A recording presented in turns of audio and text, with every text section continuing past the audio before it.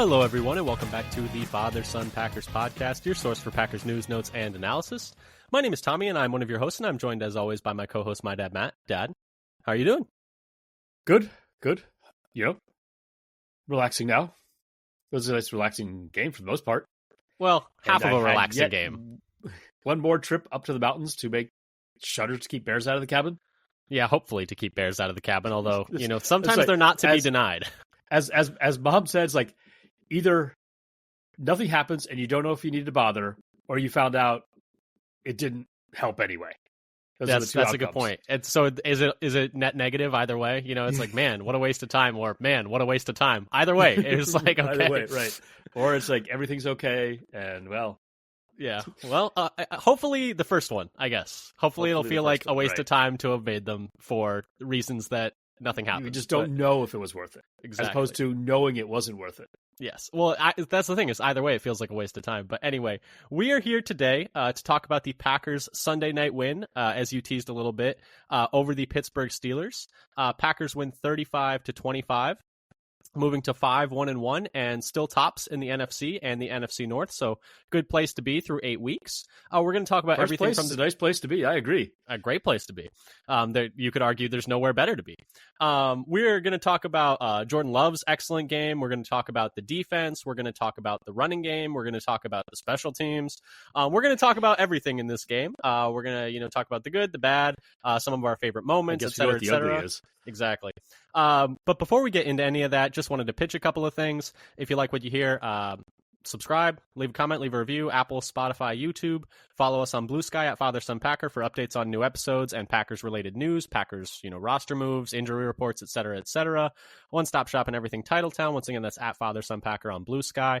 But yeah, tell a friend, leave a comment, leave a review, tell a stranger. But Dad, let's just get into the news. Not a whole lot of news in terms of roster moves. Micah Robinson was signed off the practice squad to the Titans 53-man roster. And I got an absolute, startle because I got a notification from a tweet, and the only thing was Matt Schneidman tweeting, Micah won't play for the Packers for the rest of the year. And I got the notification for that. I was so upset after I opened it. Had to be intentional. Of course it was. No. Yes, exactly. It was. I'm very annoyed about that. But so Micah Robinson is on the Titans now. And then after Ben Sims was cut by the Packers to make room for Christian Watson, who was activated for this game, and we'll talk about him a bit later, Ben Sims did not make his way back to the practice squad. He was claimed off of waivers by the Vikings, who had initially signed him as an UDFA, in the original draft that he came out of. So there's some history there. But so a little unfortunate we weren't able to get him back on the practice squad, but that's the update there. And then the other news is Jordan Love was named NFC Offensive Player of the Week, which is awesome. I mean, kind of makes sense. He had a fantastic game, which we're going to talk about, but just a testament to how good he was in this game. But yeah, Dad, let's move over other news-wise, the injury report.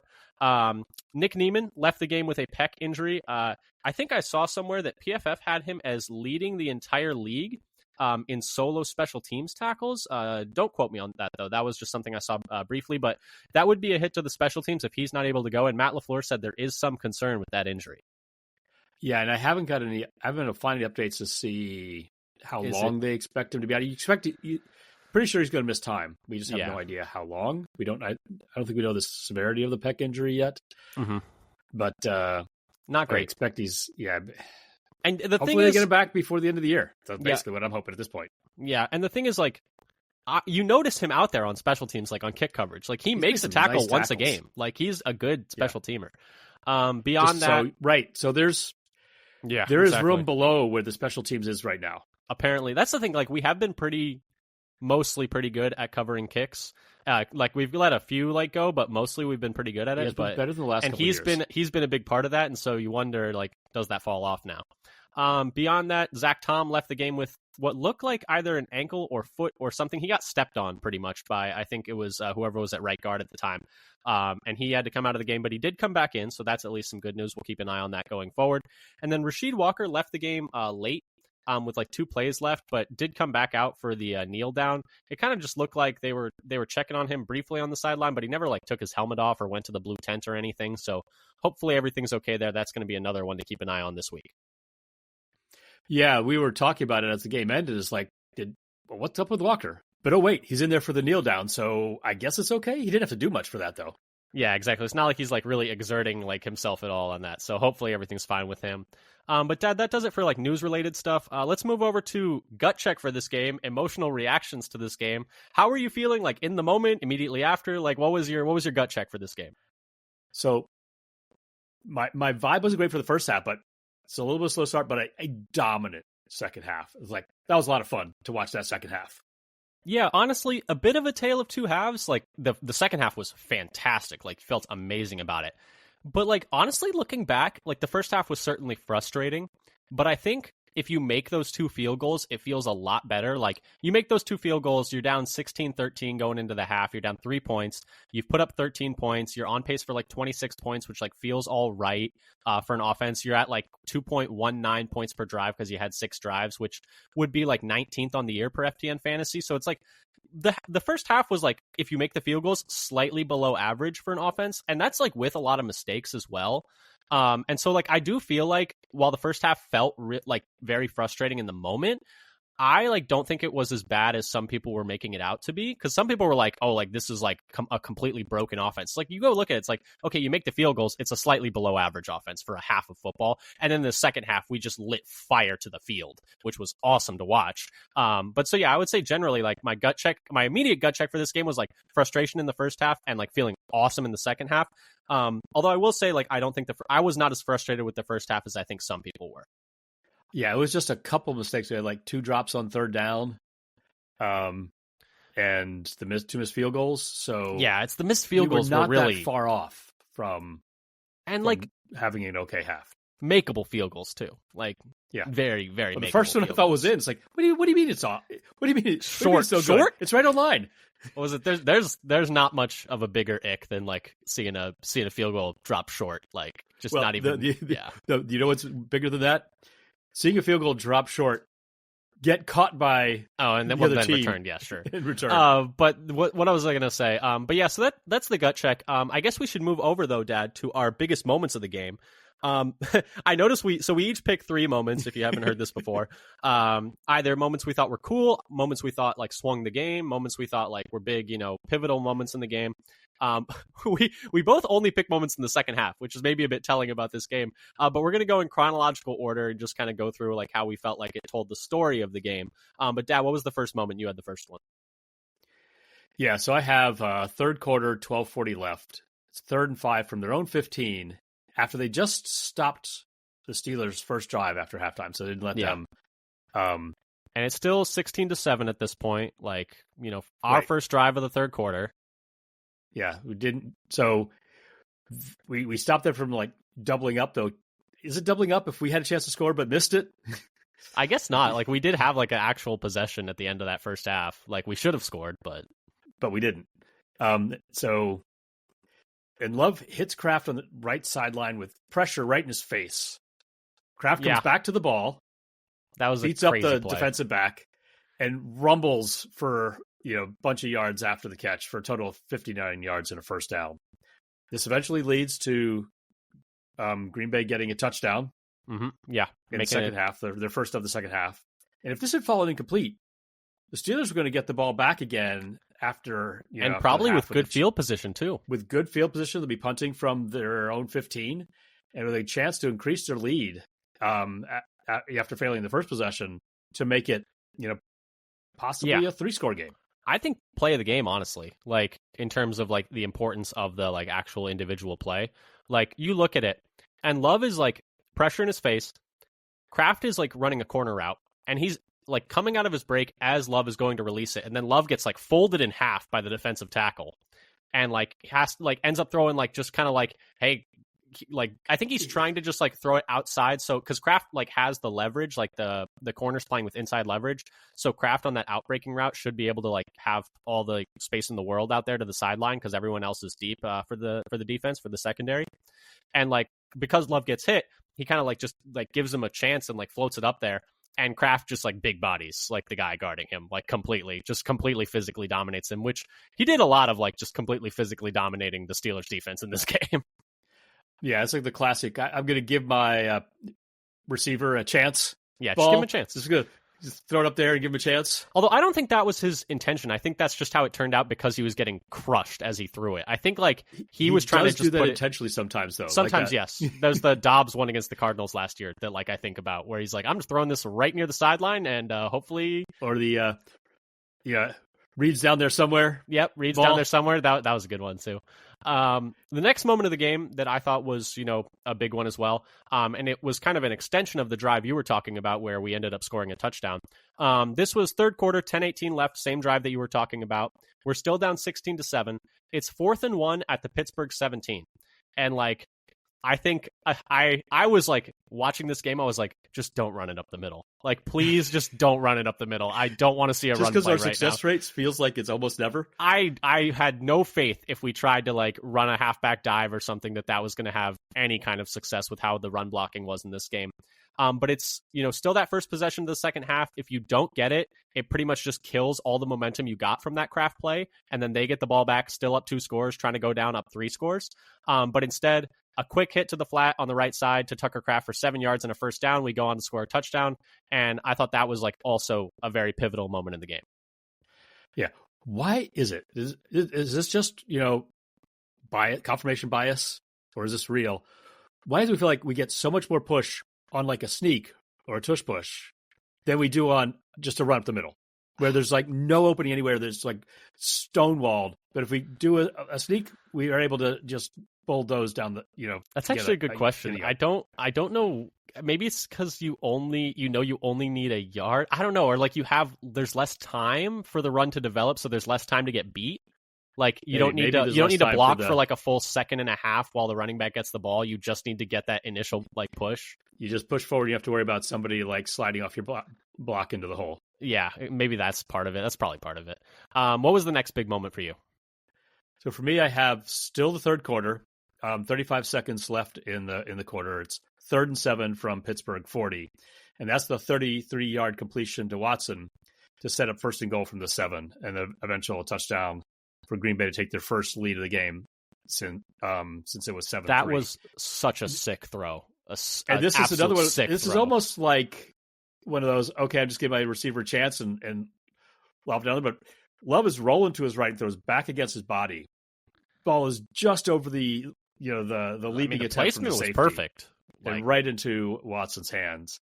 And so I'm tagging onto this one play, the great run from Josh Jacobs for the actual touchdown, maybe his best run of the game, or maybe his second best. He bounces the ball, he bounces the run outside, beats Patrick Queen to the corner of the goal line. Looked really spry there. Like, and we'll talk about Jacobs because I feel like he looks a little he looks a little banged up to me. Like he doesn't look like he has the same explosion like through the hole between the tackles. But like on that play, I mean, he had a ton of burst. It's on that funny. one. This has been the last couple of games. He sniffs the goal line, and all of a sudden he's got a ton of juice. He's got so much more speed every time he's going for the goal line. And I also really like the play design on the 2-point conversion where Dobbs just gets. I mean, how could you not? He's wide open, all alone out there. I don't even need to see the all 22 to know that's a great play design because Dobbs literally has no one within 10 yards of him. He's just standing there. That was awesome. And I mean, you go for 2 there 100% of the time. Like, it was only play. And not even really an analytics play. Just like go up, get up 3. Go up 3. But yeah, so that was an excellent moment. We'll talk about Watson later, but I thought he looked really good in this game also. Like physically looked like fantastic. Making lots of good plays. You had the next moment too though, chronologically. So you want to bounce over to that one? Yeah, so we're into the fourth quarter now, 14:47 left. And this is the very next possession. The Steelers' first play on that possession from their own 23. And Parsons sacks Rodgers on first down to make it 2nd and 23, putting him behind the sticks and essentially ending that possession and any chance for them to respond immediately. Parsons, he beats a triple team. He gets chipped by Jonnu Smith, which doesn't even slow him down. Nope. And then he engages with a tackle, beats him to the inside. And then the guard tries to come and double team him, and he beats him too and just pushes his way through. The guard and tackle are trying to like sandwich him, and he just squeeze. There's an angle that actually Micah Parsons posted on his own TikTok of the sack from the end zone view. And it's very cinematic, but like the way he's getting like sandwiched between the guard and the tackle, and he's just kind of like squeezes through it, like becomes super flexible and like oozes his way through it almost. I was like, he looks like Clayface, like from the DC like comics is what I like thought, like watching it. Because the way he like contorts his body, but he's still moving 100 miles an hour. Like that was like my takeaway. It looked like Clayface. Clayface would be an excellent pass rusher because that dude is like ridiculously overpowered. Yes, for like how he's kind of like a B villain most of the time. It's like almost unstoppable. Yeah. But no, yeah, that was a fantastic play from Micah. He was like really dominant in this game. It felt like, normally I actually have not liked when they've lined him up like over the center. I feel like it's been easier for teams to contain him. He's been better off the edge this year, I feel like. But in this game, that was giving the Steelers a lot of problems. Yeah, he was just having a really good game at applying pressure, grabbing like multiple blockers. I was going to say setting up wins for everyone else also. Yeah, like that was a big part of it as well. It's like what he helped the rest of the defensive line do as well. My next moment, I got two back-to-back. This was fourth quarter, 10:57 left. We're up 22-19. It's 3rd and 4 from the Pittsburgh 24. So like we're driving, but like if you get held to a field goal here, it's still just a 1-score game. Probably we go for it on 4th down if we don't get it, but like still a big play here. But 3rd and 4, they hit this little like choice route to Tucker Kraft, and he just does the rest for a 24-yard touchdown. Packers are then up 29-19, and we never look back. But I thought that was like kind of a pivotal moment in the game there. And then the last one, fourth quarter. Can I make a comment about that ahead. Kraft touchdown? We talked about Watson earlier. He makes a nice block on that downfield at the goal line. Heath makes a great block to free him up. And I thought the design is really good. Kraft does a really good job running his route to pin the DB outside of the receiver who's running a vertical route there, and so the DB can't get through the receiver, so it like opens up a lot of space for him. And like to hit the Jets there also, like Kraft is really fast, like especially for his size, but he's really fast. Really fast, strong, good contact balance. He's got everything you want from a tight end, from a star tight end. I think we can say now a star tight end in this league.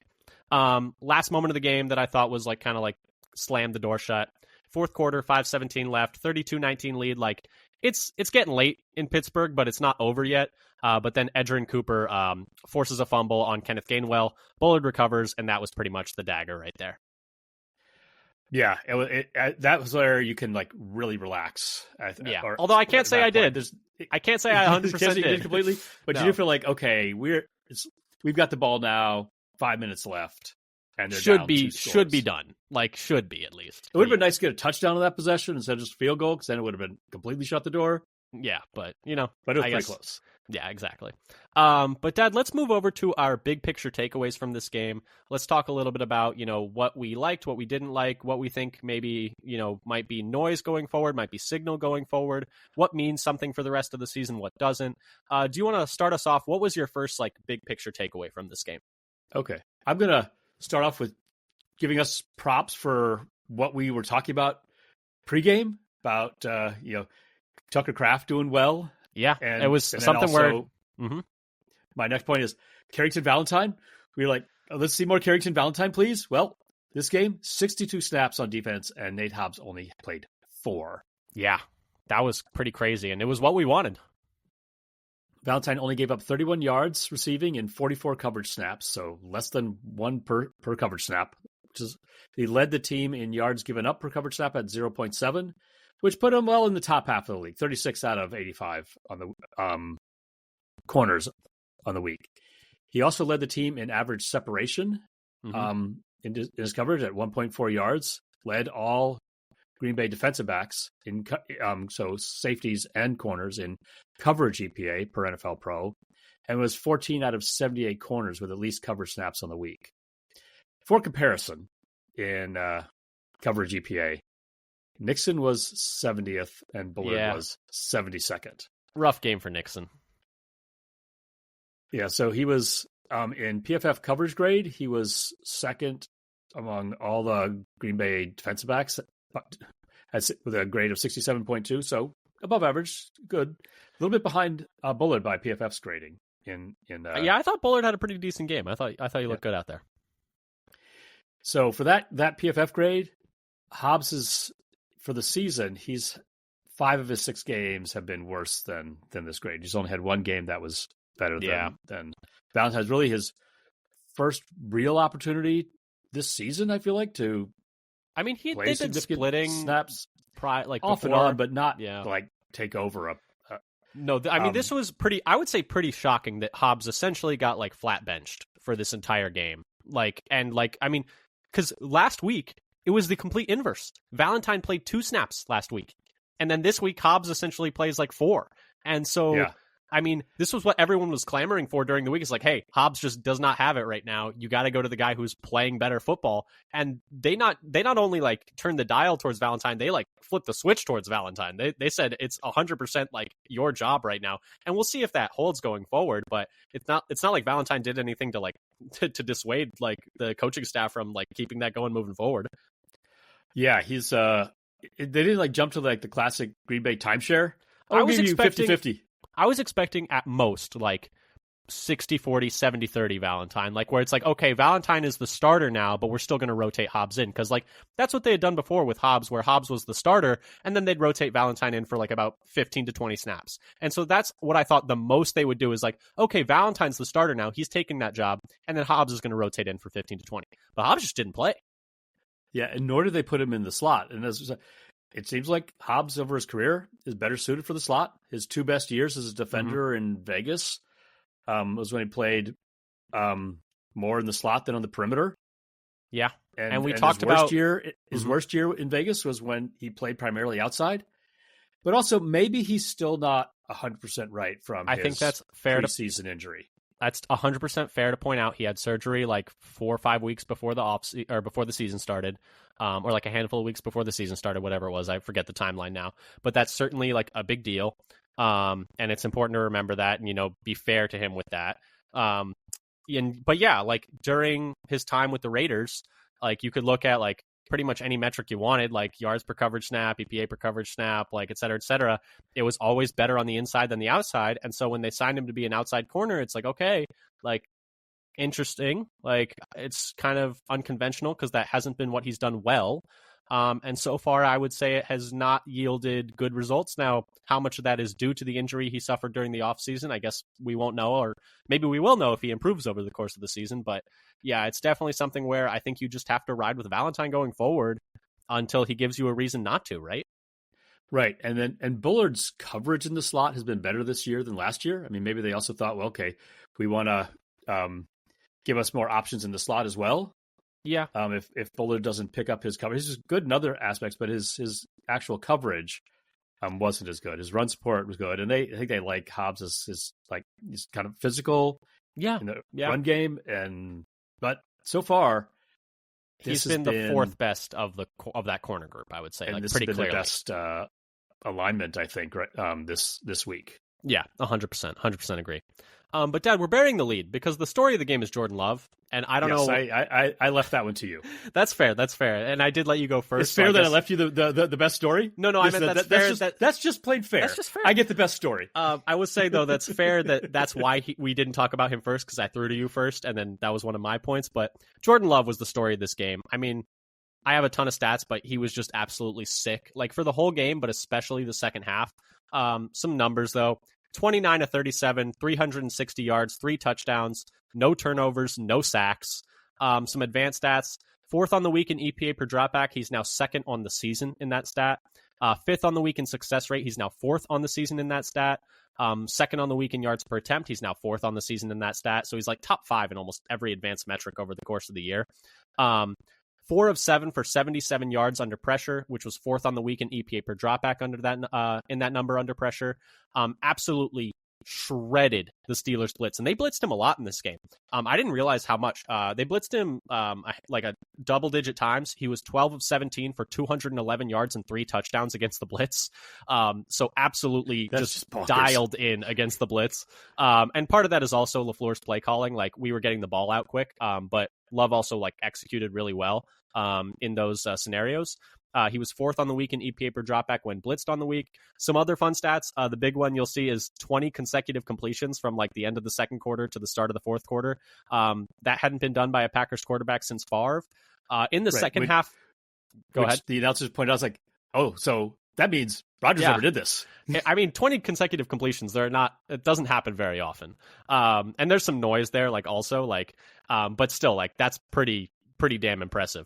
I think I saw somewhere that, like, based on the difficulty of the throws, it was like a 0.1% chance of that happening. Like it's not like he was just like dink and dunking it the whole way. Like there were some bombs down the field like sprinkled in there also. In the second half overall, 16 of 19 for 214 yards and 2 touchdowns, and PFF had him with a 100% adjusted completion rate. 100%. Yeah, and he was 6 of 8 for 177 yards on passes over 10 yards.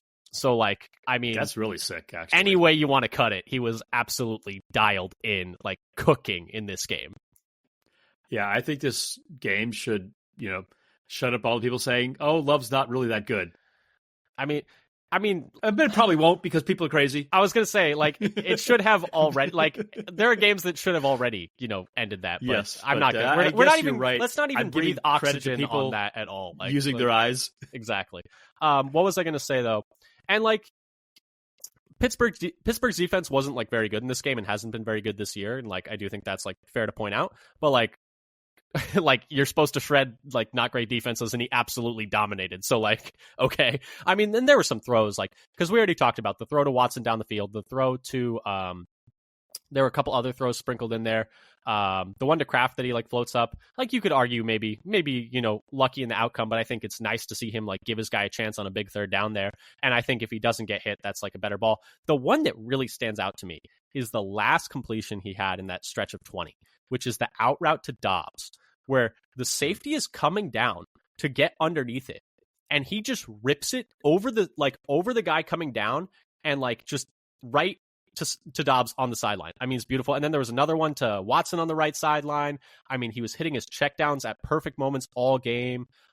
He was extending the play like with pressure. He was like just methodical. Like it was like a borderline perfect game. Yeah, and he was giving his receivers chances for Yak, setting them up to run with the ball as well. Yeah, I mean, it was a really good game. I mean, there's the one to Dobbs, he just rips in the middle of the field. I mean, it was a freaking awesome game to watch, and he was so freaking good in this game. Anything else you wanted to talk about for Love in this game? Well, that was I think part of why it was just so fun, because he was just so dialed in. Yeah, I mean, under pressure, against the blitz, when kept clean, The offensive line, I think, also did a really good job pass blocking in this game. Run blocking, bit of a different story. But yeah, I would say I felt like the play calling was good in this game. That's the thing. People were complaining about the play calling in the first half, and I do think like we stuck with. I think the play calling in the pass game and the play design in the pass game was excellent. The pacing of like when we were running the ball and how we were running the ball and like sticking with the run while it just wasn't flatly was not working for almost the entire game. I think that's a legitimate like criticism, but you can't have any arguments with like the design of the passing game. The passing game design was really good. The one play that in the moment I thought, I didn't really like that play call, was the incompletion before the field goal near the end of the game where they stopped the clock. I'm having trouble remembering that. Do you remember who it was to? It was on the right side, over the head. I think. At the end of the game to Emmanuel Wilson. Yeah, okay, I remember that one. I thought that felt like a bit of a throwaway, where it was just like, "Hey, we're up." But let's run the clock. Yeah, fair enough. Instead of stop the clock. That was. I didn't love you stopping the clock there. Yeah, Jordan Love came down to NFC Offensive Player of the Week. He'll be our player of the game, like just some spoiler alert stuff. But I mean, just yeah, real spoiler there. Yeah, absolutely sick in this game. But Dad, what was your next big picture takeaway? So for me, I was looking at how the defense improved in the second half compared to the first. Yeah, mm-hmm. Their run defense on the week was 6th best in EPA per rush according to NFL Pro, and closed the game strong. They're now the 4th best on the season in EPA per rush. But in the first quarter, they were only 9th best on the week in the league. Second quarter, they were only 18th. But then the third, they were 11th best, and in the fourth, they were 2nd best. If you look at the halves on by RBSDM, they were 15th best in the league in the first half, 2nd best in the second half in rushing EPA on defense.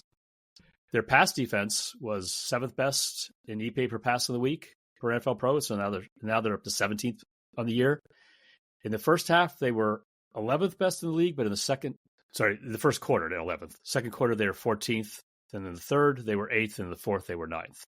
First half, 14th overall in the league by EPA per pass. And in the second half, they moved up to 8th. So the other thing I want to so that was the defense as a whole. I also want to shout out Keyshawn Nixon. So after a really rough first two quarters. Yeah, the first half was bad. Whereas coverage EPA in the first quarter was plus 3.9. So that's not good. You don't want to be plus because that means the offense is having success against you. And the thing is, I will say, like, really the only big play the Steelers had was like him losing. I think it was Rome Wilson on that. Just didn't know where he was. Deep shot. It didn't know where the ball was either. Yeah, like that was so weird. Yeah, so he gave up plus 3.9 in the first quarter, plus 1.7 in the second quarter, and in the second half, get negative 1.6 in the third quarter, and then plus 0.3. So that's actually a substantial improvement from one half to the other. So yeah, Keyshawn Nixon, overall, I feel like it wasn't a great game. First half was really rough, but then he pulled it together in the second half and had a decent second half of the game. And I think the big thing is like the run defense in the first half was really struggling to like contain Jaylen Warren. Like that felt like the big like change in the game is in the second half we were able to like contain their run game a lot better and like get them into third and like medium, third and long. Because like the thing with the Steelers offense, like we talked about, it's like they want to just like kind of quick game you, and like if you can get them into like straight drop back where they have to hold the ball, like that's where the defense has an advantage. And in the first half, it felt like we just couldn't even like get them in those situations. And in the second half, we did a lot better job. My next big thing, I'll go positive, negative, positive. But my next thing is a negative for the offense. The run game is still really struggling. Just a 36% rushing success rate, which was 17th on the week.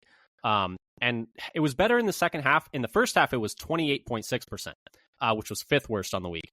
And I'm just not entirely sure that Josh Jacobs is healthy right now. Like we talked about, like on that touchdown run, he looked very spry, but otherwise I feel like he just doesn't look like he has the same burst. He's only at 3.6 yards a carry on the season. He was just at 2.5 yards a carry in this game. That 3.6 yards a carry, though, for the season would be the second worst of his career. The only one that's worse was that last year in with the Raiders. He was 36th in EPA per attempt on the week. He was 46th out of 47 on the week in rushing yards over expectation per attempt. The only one worse was Marcus Mariota. And like that's tough. On the season, he's 38th out of 45 in that metric in rushing yards over expected per attempt. That would be the worst of his career. He's 27th in the league in EPA per carry. I just don't think he looks like he has the same burst through the hole. He was 19th on the week in yards before contact per attempt, 21st on the season. Like I get that the run blocking, that's just kind of looking at the run blocking's not great. But like the run blocking was bad last year too. And like he was a lot better. Like that's my counter argument is like, yeah, the run blocking's bad. It was bad last year too, and he was a lot better. And like we talked about going into the season, like, hey, is he going to have a slowdown after having such a heavy workload last year? And I think right now it seems like he has. And Emmanuel Wilson gives you a spark in that second half. He had a really nice day, 11 carries for 61 yards, 3 catches for 26 yards. We don't know if Marshawn Lloyd's going to be back at some point, but I just wonder, like, hey, is it time to like slow down Jacobs so that he's not for the season, I mean, but just so he's like a little more spry for the end of the year when you're going to really need him for those like big important games in December, January, hopefully February. But like, I just wonder if like, hey, it's time to take some of the workload off Jacobs' plate, because he's also getting like, I think he's like top 5 in touches per game amongst running backs. Like he's still getting a heavy workload. And I just think maybe we need to dial that back a little bit so he has some like, he still has his legs at the end of the year. Yeah, I think it'd be good to do a little load management. And I think they were trying to do that. This game, you saw like Wilson was getting a lot of work in the second half. He was, had a couple possessions where he was doing almost he looked good. All of it. And he looked good. And so I think and Jacobs' I think if I remember right, his poor year in Vegas was also after a heavy workload year. And this is what happens basically at all running backs. Yeah, we looked at the numbers in the offseason. It's like it's a pretty substantial drop-off for like almost everyone. So I think it'd be smart to have get more out of him at the end of the year if they start mixing in more Wilson or whoever is available at the time to have him keep his legs, especially been dealing with this nagging calf injury. Yeah, the last couple of weeks. Yeah, exactly. It's like just take it. Let him rest a little bit. Let him, get like his legs back under him. Let's just blow out these next couple of teams and coast the second half. exactly. What was your last thing? What'd you have? So I want to give a shout out to Christian Watson. Yeah, Coming back like 10 months or even a little less, actually, since the torn ACL was actually in January, right? and ACL and MCL, if I remember so that was correctly. like 9.5 months. So people say, well, it's month 10. Yeah, but it hit in month 1. 10 minus 1 is not 10. Yeah, exactly. It's like it's less than 10 months. It's a little less than 10 months. It's like 9 and like a bit, like or 10 and a little less. But like, yeah, I mean, and he looked like fantastic, like physically, and they played him a good chunk of snaps too. Yeah. So out of more snaps than I think anybody expected. He had 85 yards on 4 catches on 4 targets. Mm-hmm. In his first game back. So among 66 wide receivers who had at least 2 catches, let's look at this on NFL Pro. He was 3rd in the league on the week in EPA per target, 2nd in the league in catch rate over expected. Well, he caught all 4 of his passes, so that should be high up. But they weren't just dump offs. 6th in the league in air yards per target and 6th in the league in yards per route run.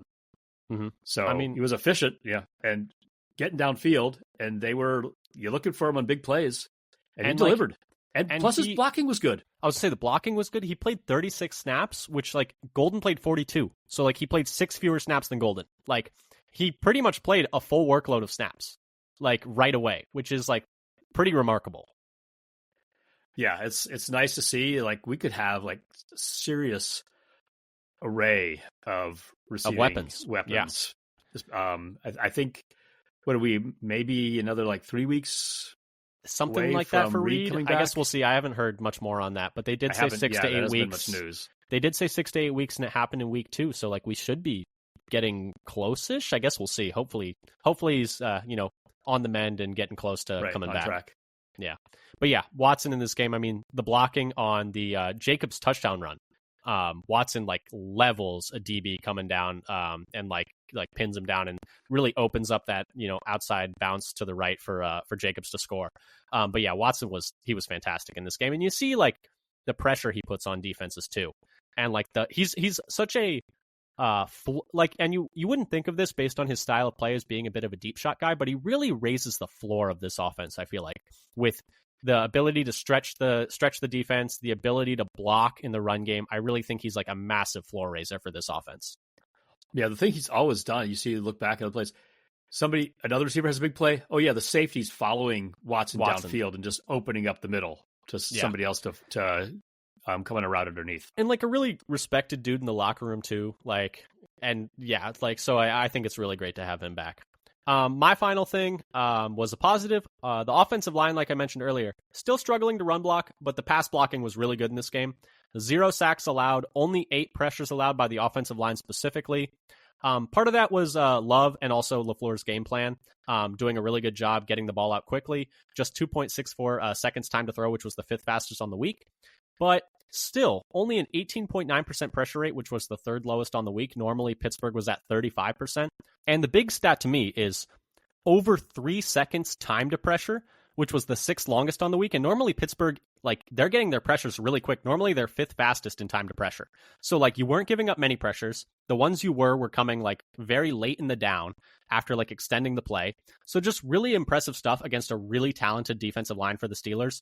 Rasheed Walker specifically, 0 pressures allowed. I did have one thing that I thought was interesting. We're back to a right guard rotation. Sean Ryan had more snaps than Jordan Morgan this week. He had 35, and Morgan had 29. After Morgan played every snap last week and had played 105 out of 117 snaps the last 2 weeks out of the bye. So, like, weird, surprising, completely off trend. Did you have any thoughts on that? Yeah, that kind of shocked me when I saw it. I was like, wait, it looked like the competition was over. Yeah, it looked like completely done. Now it's back again. And then Ryan was ahead of him, or in terms of snaps at least. And part of that maybe was like the run blocking in the first half was not good. I don't know. I was pretty surprised. Do you know what the snap, I don't. I only have the total snap counts in terms of quarters. Yeah, is. But like I just thought of that now. That would have been a good thing to check. I wish I had. But yeah, so that was interesting. But yeah, the pass blocking was really good in this game. Yeah, I mean, they had time, and that was something we shouted out, that this thing to worry about with the Steelers. Their quickness and time to pressure. Yeah. I was particularly calling out pregame Rasheed Walker and how he was going to do, and he did great. Had a great game. He just shoved it right in my face. Yeah.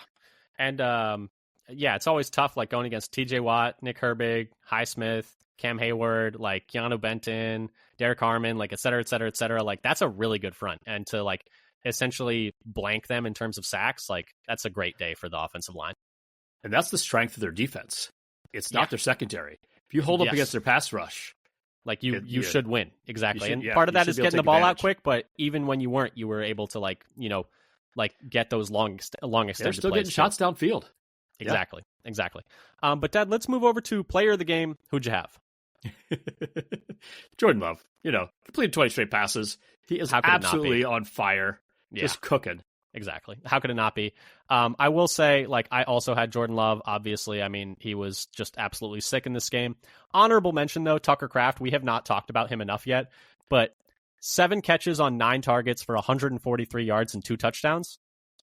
Not a bad day at the offense. At the office. I will say the offense at the office. Also, yes. He was I think PFF's highest graded player at any position on the week. I think it was like, oh man, I wish I had it written down and I don't remember it because I didn't put it in the doc yet. It was like 120 something of his 143 yards were yak. Like it was almost all like creation after the catch. But yeah, I mean, he is a star tight end in this league, like firmly. Yeah, I've heard just the beginning of this week, listening to some podcasts, several people considering him to be, all pro material this year, being what I think he should be in the conversation for all pro, like for sure, and in the conversation for top tight end. I think he's definitely in that top tier of tight ends in this league. I think there are a lot of tight ends in that tier, but I think he definitely deserves to be in that conversation. But we hadn't talked about him enough, but I mean, the offense is kind of running through him right now.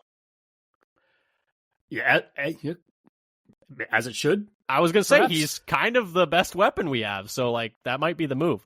And then also like his leadership, like being a captain of the team, like his blocking in the run game, like I mean he is really good. His yak was 128 out of 143 yards. Yeah, that's like patently absurd. But Dad, who was your under the radar player of the game? Maybe a player that didn't get a lot of shine in this game, maybe won't grab the headlines, but you thought had a really nice day that was important to the Packers winning. Yeah, so we mentioned already Emmanuel Wilson. Mm-hmm. He had a really good game and really picked up the run game in the second half. 61 yards on 11 carries for 5.5 per attempt. And had 2 runs over 10 yards in just 11 attempts.